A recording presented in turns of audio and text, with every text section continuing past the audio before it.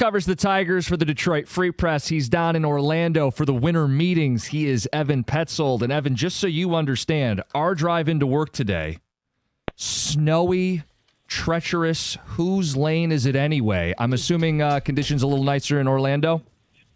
A little bit nicer in Orlando, yes, but some cloudy weather the first 2 days here at the winter meetings, and then we should get some sunshine here today in the afternoon, but much better than driving around in the snow, not knowing where you're going. When are you coming back? Coming back tonight, actually. So the Rule 5 draft is tonight where, some minor league names get moved around, and then after that, I'll be coming back to shovel my driveway. So let's start with Tarik Skubal. What are you hearing? What's the latest?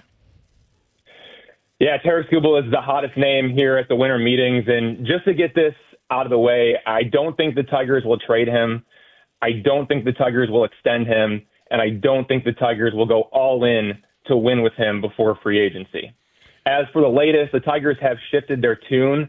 They had these flurries of no comments at the general manager meetings in November, and now here at the winter meetings, Scott Harris is saying that he's listening to offers. So the Tigers are entertaining Tarik Skubal trade offers.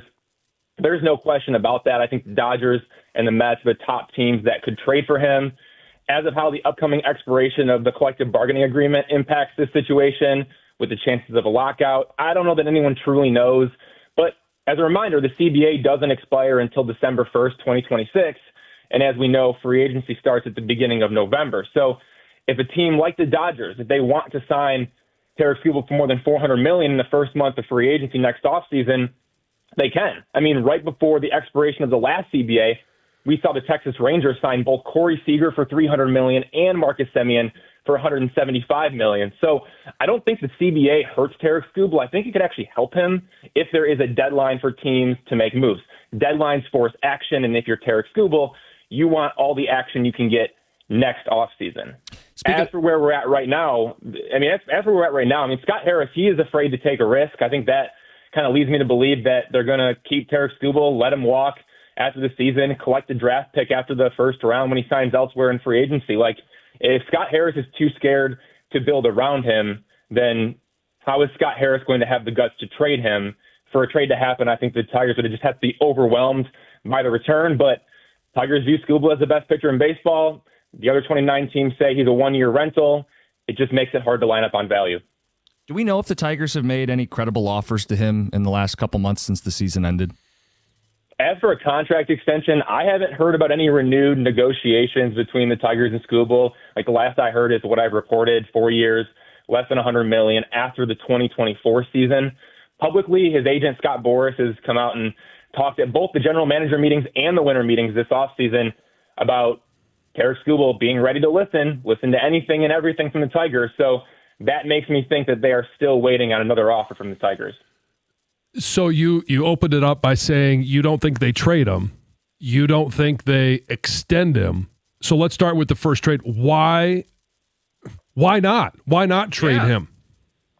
I just think it makes it really hard to line up on value. Like, if you want to get what you think Tarik Skubal is worth, but other teams view him as a one-year rental, that's really difficult to line up on a trade. And if you say, the Dodgers could trade for him and then sign him to an extension, why would Scott Boras do that? Like, for example, if the Dodgers are willing to trade for Skubal right now and sign him for $400 million before he hits free agency, well, what if the New York Mets are willing to do $450 million in free agency? And then what if the Dodgers would then be willing to go to $500 million in free agency?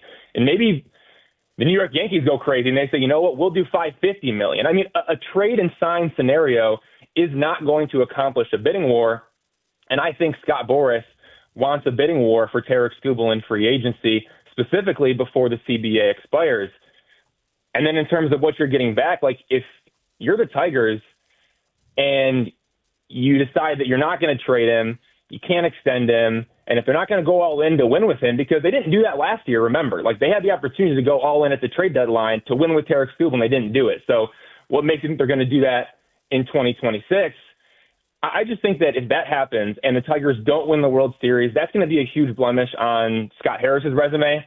I know he doesn't like to take risks, but to me, like, doing nothing when you have a Hall of Fame caliber talent like Tarik Skubal in this situation is a pretty big risk, and it could come back to haunt him. I just think a trade is so much easier said than done, especially when the two sides just aren't going to align on value, because the Tigers understandably so, they want a haul. But a team like the Dodgers, the Mets, the Yankees, whoever it may be, they're still going to view him as a one-year rental because that trade and sign is just so unlikely. Talking to Evan Petzold, Detroit Free Press. He's down at the winter meetings covering the Tigers and all things baseball. Who are players that the Tigers have been linked to at the meetings? That's a big question. What happens next? I mean, we got Jack Flaherty back, Gleyber Torres back, Kyle Finnegan now has returned. Drew Anderson signed for $7 million coming over from the Korea baseball organization. So the 2026 Tigers are looking a lot like the 2025 Tigers. I think running it back is probably not a solution that you want if you want to ultimately win the World Series. But one new name to keep an eye on from the position player side is shortstop Ha-Sung Kim. I think he could be an even better fit than Alex Bregman. Now, I'm not calling Ha-Sung Kim a better player than Alex Bregman, but for how the Tigers are talking and for how we've watched the Tigers act under Scott Harris, Ha-Sung Kim just seems like a better fit than Alex Bregman. The Tigers say they don't want to block their young players, which doesn't make any sense because they continue to block guys by locking Gleyber Torres in as a second base only player. But if you don't want to block Colt Keith from playing third base and you don't want to block Max Anderson from playing third base, and that's what I'm expecting. Colt Keith against righties, Max Anderson against lefties. They're at third base for opening day. If you don't want to block those guys, Ha-Sung Kim is a good fit because his primary position is shortstop, so we push Javi Baez to a more fitting utility role. The Tigers want that from Javi Baez anyway. They want him to play some shortstop, some center field, maybe some other positions in 2026. When Ha-Sung Kim is right, it's elite swing decisions, a ton of contact with the bat-to-ball skills, drawn walks, limiting strikeouts. Like, he probably wouldn't hit in the top half of the lineup, at least not right away, but he would provide some significant length to the lineup. That's where Ha-Sung Kim comes in. I think there is open playing time there at shortstop. As for pitchers, the Tigers have shown interest in guys like Michael King for the rotation, Pete Fairbanks for the bullpen, but that was before signing Drew Anderson for 1 year, $7 million, and Kyle Finnegan for 2 years, $19 million. So I think we could be looking at, I know this is scary for you guys, but and for all Tigers fans too, we may be looking at more Finnegan and friends in the bullpen. I don't think the Tigers are going to make another big upgrade to the rotation either. I think Drew Anderson may have been their big rotation upgrade, even though he's probably going to wind up in the bullpen, and Kyle Finnegan was probably their big bullpen upgrade. I think you're going to see the Tigers sign a lot of depth starters, a lot of depth relievers to compete for jobs in spring training, and ultimately fill roles in AAA Toledo. Do not count on a big-name starter or a big-name reliever, but definitely keep an eye on Ha-Sung Kim at shortstop. So I want to go back and ask you a couple of questions about Skubal. If they're not going to trade him, they're not going to extend him. In your estimation, you've researched this, you know more about this than anybody else that we've talked to. What is the best scenario? What's the best outcome that we can expect for the Tigers and Skubal scenario?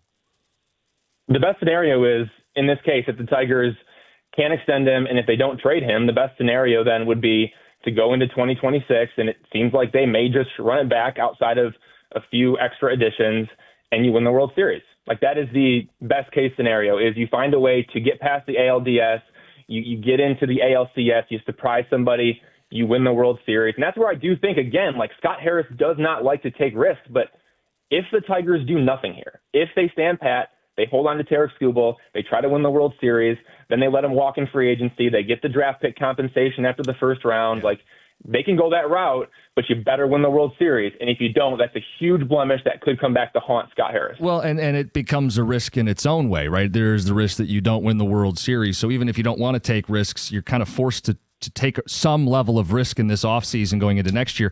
Before we get you out of here, you had the headline, Tigers lukewarm on Alex Bregman.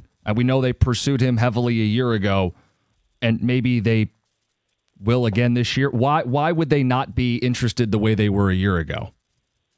Alex Bregman is such a great player, such a great leader behind the scenes. He does everything that you would want him to do, but you're right.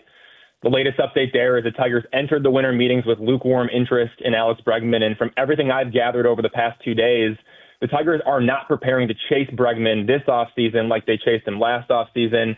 Do I think Alex Bregman will be a Tiger in 2026? No, I don't think he will be a Tiger in 2026. Now, that can change if the Tigers redefine their interest, but nothing that I'm hearing from either side right now is linking the Tigers to Bregman like it was last offseason. I'm just going to ask, maybe going to speculate here, like why the change? Because last year it felt like they were much more serious. If you had to speculate or what you're hearing, why would that same interest not be there now? Yeah, I just think we know the Tigers like him as a player, and we know the Tigers offered him the 6 years, $171.5 million with an opt-out after 2026 last offseason. Then Bregman signs with the Red Sox. I think there were some sour feelings there on the Tigers side of things, but as much as Bregman turned down the Tigers, and we've talked about this before, the Tigers also turned down Bregman. Like the Tigers rejected 2 offers from Bregman's camp last offseason, 6 years, 186 with an opt-out after 2025 and 7 years, 200.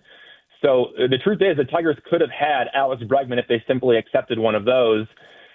I also think that we have to talk about the payroll. Like that is a situation where, Tigers, a lot of people think they're acting like a small market, but when I think about the market, small, mid, large, like take a look at the payroll. Like the Tigers have a projected payroll of $175 million in 2026, which ranks 14th among the 30 MLB teams right now. Now that can change before opening day, but in 2025, the Tigers had a payroll that was at $143 million. So the projected payroll for 2026 is actually higher than the 2025 payroll by nearly $15 million.